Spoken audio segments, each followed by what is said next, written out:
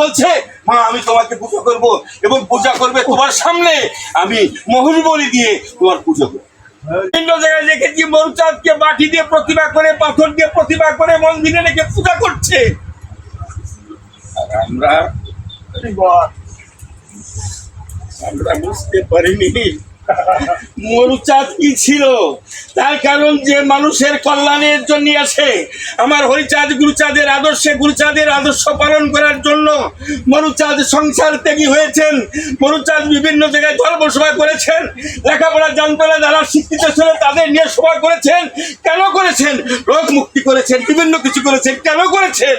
যদি ভগবানকে পেতে হয় আর বাক্য সিদ্ধ হতে হয় তাহলে এই মানুষকে ভালোবাসা ছাড়া আর কিছুই নয়।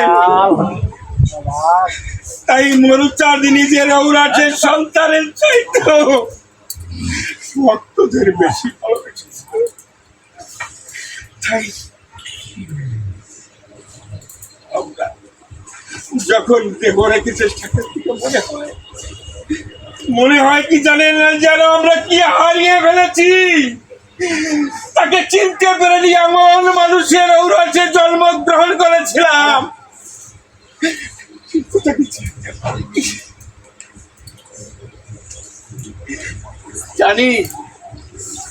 জানি আসুন, ঘরের থেকে কাঁথা বাইর করে দিয়ে আসুন, আসুন আমাদের আমরা সে কর্ম করতে পারিনি। এই আসন আমার মরুচাঁদ তৈরি করে গেছে, সেই আসনে আমরা উপভোগ করছি। তাই ভক্তের কাছে আমার প্রার্থনা, থাকি আমি যদি মরুচাঁদের ভক্তদের মরুচাঁদকে ভুলে না যাই। মরুচাঁদ এই ধরা যাবে এসেছিল কিছু দেওয়ার জন্য, কিছু দেওয়ার জন্য নাই। যারা যারা মরুচাঁদকে চিনেছে তারা চিনেছে। তাই গান লিখেছে,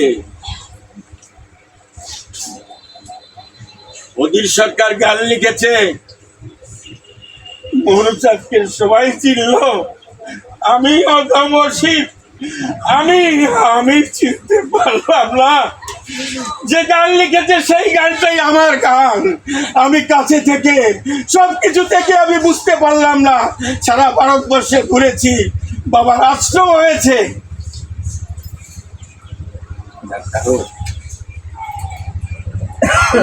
গ্রামের ভালোই বুঝি,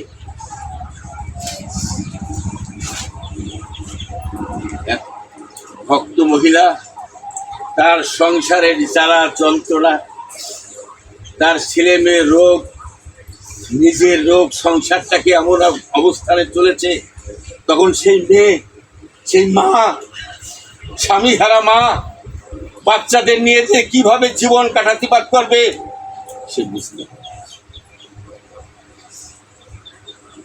তাই সে একদিন সে মনে মনে চিন্তা করছে, ওই বাড়িতে যে কালী পুজো হবে, আমি কালী মন্দিরে গিয়ে মায়ের কাছে মানুষে করে আসবো যে আমাকে আর কত ভোগাবে। স্বামীকে নিয়ে গেলে সংসারের এই অবস্থা, ছেলে মেয়ের রোগ ব্যাধি, আমি দু পয়সা কামাই করবো তা আমি করতে পারি না। তবে তাই যদি হয় মায়ের কাছে আমি দিয়ে দেব। মায়ের কাছে দিব বলে এই মনে করে যখন মায়ের কাছে গেছে, মাকে যখন দর্শন করেছে, মা কালীকে যখন দর্শন করেছে, তখন মনে হৃদয়ের একটা জায়গা তৈরি হয়েছে। সে মনে মনে ভাবছে, আমার মাকেও আমার বাড়িতে নিয়ে সেবা দিচ্ছে, দুচোখের জল দিচ্ছে, আর সংসারে চলে যাচ্ছে, বাপ করছে এই সিংহে গেলেন। যখন অজরে কাঁদছে,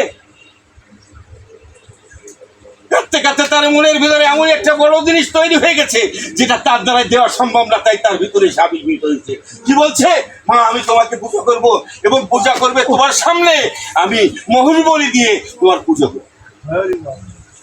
যখন মোহর বলি দিয়ে পুজো করবো যখন বলছে, তখন সে বুঝতে পারে। যখন বাড়িতে আসে ভাবছে, এটি আমি কি করলাম। আমার টন্ডুল নাস্তির সংসার, না আছে এক মুষ্ঠ চাল, পারি না ছেলে মেয়েদের খাবার দিতে, পারি না রোগ মুক্ত করতে। আমি গেছি মায়ের কাছে আশীর্বাদ আনতে, আর আমি যে কি করেছিলাম, আমার দ্বারা মাকে পুজো করে একটা মৌস এনে সেই জায়গা সম্প্রদান করা আমার পক্ষে কি সম্ভব? অনুতপ্ত হয়েছে। আমি ভালো করতে যে করলামটা কি, এই ভাবছে আর কাছে এ কি আমি করলাম? মানুষে হয়ে গেছে, মানুষে করা হয়ে গেছে। এখন সে ভাবছে আমি মানুষে করেছি, তাহলে মানুষ আমাকে শোধ দিতে হবে।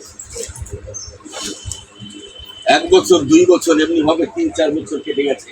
কেটে যাওয়ার পরে মাঝে মাঝে যেখানে যায়, যে আসলে যায় ওই মা কালীর কথা দর্শন করে, যেখানে মা কালীর পুজো হয় মা কালীর কথা দর্শন করে, আর তোর সেই কথা মনে পড়ে আর জলায় জলি কান্না।